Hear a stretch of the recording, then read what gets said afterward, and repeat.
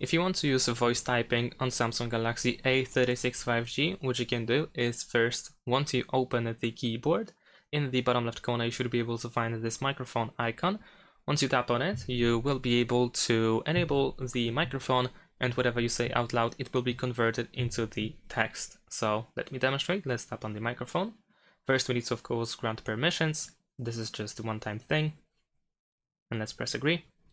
And now whatever I say, it will be converted into the text like I mentioned.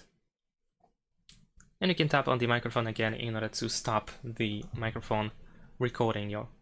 Now, if the microphone is missing here for some reason, what you can do is you can tap on this gear icon that you have above the keyboard in order to go to the settings of the keyboard. Scroll down to find voice input and make sure that we have Samsung voice input or Google voice typing input selected.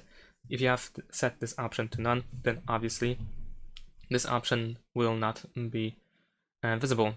And if you choose anything else, then as you can see, we can find the microphone over here. And that is all. Thanks for watching, leave a like and subscribe to my channel, and see you in my next videos. Bye!